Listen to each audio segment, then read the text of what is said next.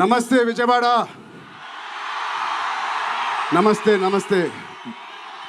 Sorry Suma గారు, నాకు mic ఇవ్వడానికి కొంచెం డిలే అయింది. విజయవాడలో ఇది ప్రీ రిలీజ్ ఫంక్షన్లా లేదు, సక్సెస్ మీట్ చేస్తున్నట్టుంది. Thank you.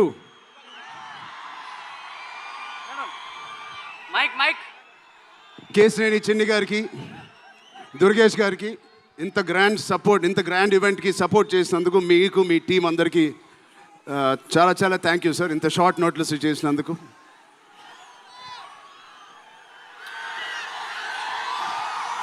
విజయవాడ అసలు మీ అందరి మధ్యలో ఇక్కడికి వచ్చి చేసుకున్నందుకు మీ అందరికీ థ్యాంక్ యూ సో మచ్. చాలాసేపు నుంచి వెయిట్ చేసినందుకు. ఇంత హీట్లో షర్ట్ అంతా మొద్ద అయిపోయింది అందరికీ. బట్ ఈ హీట్ని, ఈ ఎనర్జీని చాలా ఇంతసేపు ఎంజాయ్ చేసాం. విజయవాడలో చేయాలనుకున్నాం. ఎప్పుడైతే డిసైడ్ అయ్యామో నేను సతీష్ గారికి చెప్పాను, ఇది మా లక్కీయెస్ట్ సిటీ. నాన్నగారికి కానీ మాకు ఖైదీ నెంబర్ 150 కూడా ఇక్కడే చేసాం, ఇంద్ర కూడా ఇక్కడ చేసాం. సో ఆ లక్ని కొంచెం మేము ఇంటికి తీసుకెళ్దామని ఇక్కడికి వచ్చాం. మీ అందరికీ, తమ్ముళ్ళకి, ఇక్కడ ఉన్న అన్నయ్యలకి, వచ్చిన అక్కలకి, చెల్లెలకి, మీ అందరికీ పేరు పేరున థ్యాంక్స్. అలాగే టీవీలో చూస్తున్న మా అభిమానులకి, వాళ్ళందరికీ చాలా థ్యాంక్ యూ. సరే, పెద్ది అన్ని విజువల్స్ చూశారు మీరు. పెద్ది ఎన్నో కథలు వింటూ ఉంటాం ఆర్టిస్ట్గా. కొన్ని కథలు విన్నప్పుడు నచ్చుతాయి, కొన్ని కథలు విన్నప్పుడు ఆశ్చర్యపరుస్తాయి.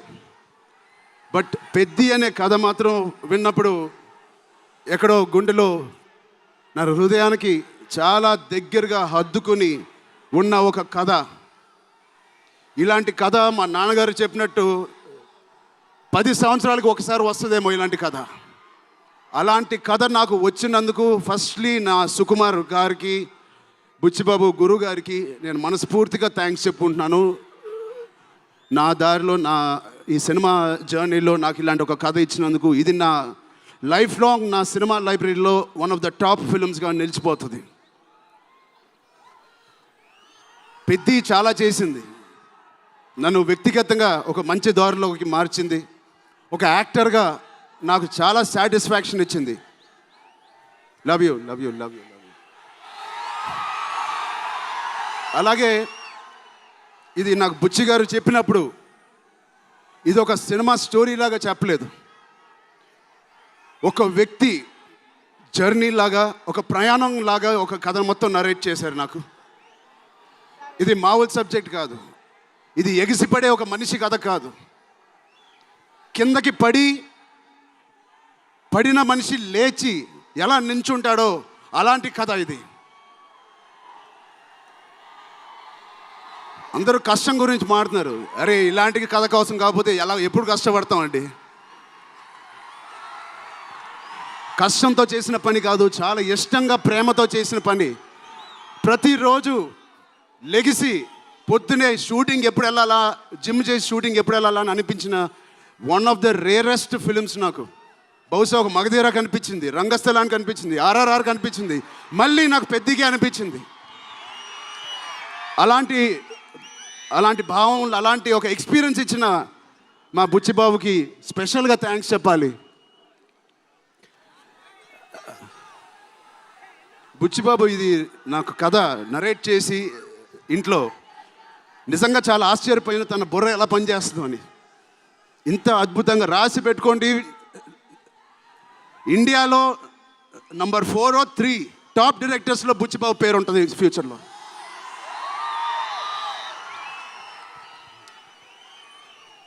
సో అంత మంచి ఎక్స్పీరియన్స్ ఇచ్చిన బుచ్చిబాబు గారికి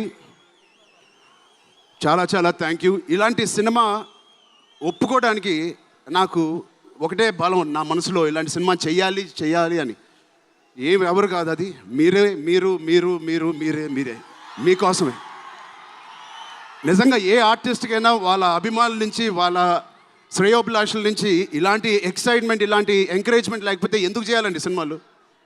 హాయిగా ఇంట్లో కూర్చొని వేరే పని చేసుకోవచ్చు.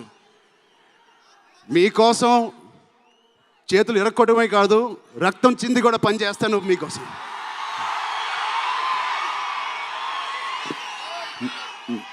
మిమ్మల్ని ఎంటర్టైన్ చేయడం ఒక పిచ్చా, లేకపోతే సినిమాలో మంచి సినిమా చేసి మీకు ఏదైనా ఇవ్వాలని ఒక పిచ్చా నాకు తెలియదు. నాన్నగారి కొడుకు పుట్టినందుకు, కళ్యాణ్ బాబాయ్ గారు ఉన్నందుకు ఇంట్లో ఇది తప్ప నాకు ఇంకేం తెలియదు. బహుశా ఇంకోటి తెలుసుంటే ఇలా ఇంత పెద్ద ఆర్టిస్ట్ నేను ఒక ఫీల్డ్లో అయ్యేవాడిని కాదు. నాకు తెలిసిందల్లా సినిమా సినిమా సినిమా. సో నేను చనిపోయే వరకు మిమ్మల్ని ఎంటర్టైన్ చేస్తూనే ఉంటాను, అది రాసి పెట్టుకోండి.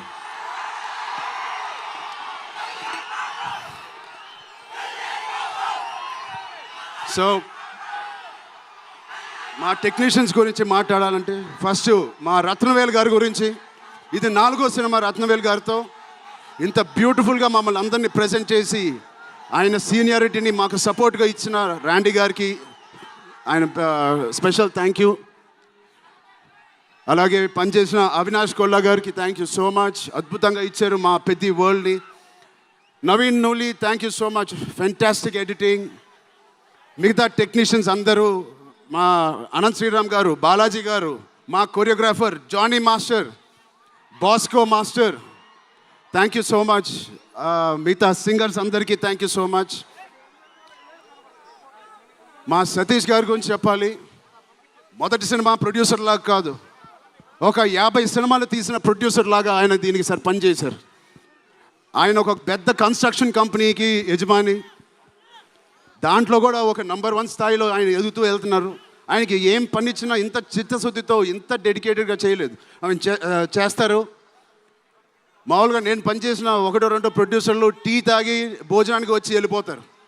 అలాంటి టీ తాగి వెళ్ళే ప్రొడ్యూసర్ కాదు. ఎవ్రీ డే 3 పూటలు అంటే 8 అవర్స్ మాతోనే గడిపినాడు. నాకు ఒక్కరోజు గుర్తులేదు ఆయన సెట్లో లేకుండా. అంత బాగా ఆయన ఇలా మాకు సపోర్ట్ చేసినందుకు, వెన్నుపోటు కాదు సారీ వెన్నంట మాకు ఉన్నందుకు సతీష్ గారు థ్యాంక్ యూ సో మచ్. అలాగే మా కో ప్రొడ్యూసర్స్ అండ్ ప్రెజెంటర్స్ మైత్రి రవి గారికి, నవీన్ గారికి కూడా థ్యాంక్ యూ. బిఫోర్ యూ వాళ్ళకి కూడా thank you. India wide release చేస్తున్న మా జియో సినిమాకి కూడా చాలా థ్యాంక్ యూ. టీ సిరీస్ మ్యూజిక్కి చాలా థ్యాంక్ యూ. ఇంకా ఎవరెవరు అసోసియేట్ అయ్యారో వాళ్ళందరికీ చాలా చాలా thank you. Rahman sir, you are the biggest pillar of Peddi. మేమందరం ఎంత కష్టపడ్డామో 2.5 సంవత్సరాలు, 280 రోజులు, దాన్నన్నిటినీ మీరు దగ్గర తీసుకొచ్చి దానికి ఒక ప్రాణం పోస్తున్నారు. రోజు 6 గంటల మార్నింగ్ వరకు పనిచేసి పడుకుంటున్నారు. ఆయన డెడికేషన్కి, ఆయన సినిమాలో పనిచేస్తున్నందుకు చాలా చాలా చాలా థ్యాంక్ యూ. ఏంటి విజయవాడ?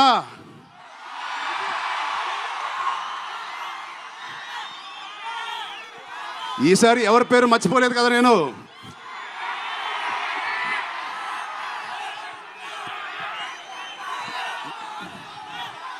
ఆ చంద్రుల్లో ఒక ముక్క జారిందే నా పక్క. మా జాన్వి గారికి ఇక్కడ శ్రీదేవి గారు ఎక్కడున్నారో జాన్వి గారిని చూసి ఎంతో మనస్ఫూర్తిగా, ఎంతో గర్వంగా ఆనందపడుతూ ఉంటారు.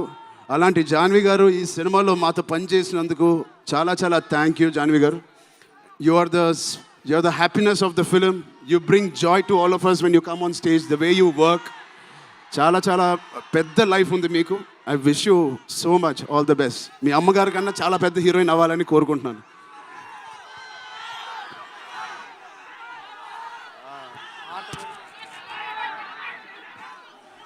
సో డేట్ గుర్తుందా? జూన్ 1. మా అమ్మాయిలందరికీ ఒకటి చెప్పేసి వెళ్ళిపోదాం అనుకుంటున్నాను. యాక్చువల్గా వెళ్ళాలని లేదు, ఇక్కడే ఉండాలని ఉంది మీతోనే. Love you. ఎప్పుడైనా ఒక ఆట ఓడిపోతే అది ఆటగాడు ఓడిపోయినట్టే కాదు, ఒక దేశం మొత్తం ఓడిపోయినట్టు ఏ ఆటైనా. అలాగే ఈ పెద్దిగాడు, మీ అందరికి తెలిసి ఆ డైలాగ్ ఉంది, ఆట ఆడలేదు, ఏంటది, పోరాడాడు. అలాగే మీ అందరి ఆశీస్సులతో, దుర్గమ్మ దేవి ఆశీస్సులతో మీ అందరికీ ఉండాలని, మా అందరికీ ఉండాలని, ఈ 4వ తారీఖున వచ్చే ఈ పెద్ది సినిమాకి ఉండాలని, ఈ పెద్దిగాడి ఆత్మగౌరవాన్ని అమ్మ దుర్గమ్మ సాక్షిగా కోరుకుంటున్నాను. ఆత్మగౌరవాన్ని మీరందరూ ఉన్నత స్థాయికి తీసుకెళ్తారని మనస్ఫూర్తిగా దుర్గాదేవిని కోరుకుంటున్నాను. మీరు కూడా చల్లగా ఉండండి, జాగ్రత్తగా ఇంటికి వెళ్ళండి. మీ కుటుంబ సభ్యులందరినీ అడిగానని చెప్పండి. వాళ్ళందరికీ నా నమస్కారాలు ఇవ్వండి. మీరందరూ ఇంతసేపు ఉన్నందుకు థ్యాంక్ యూ.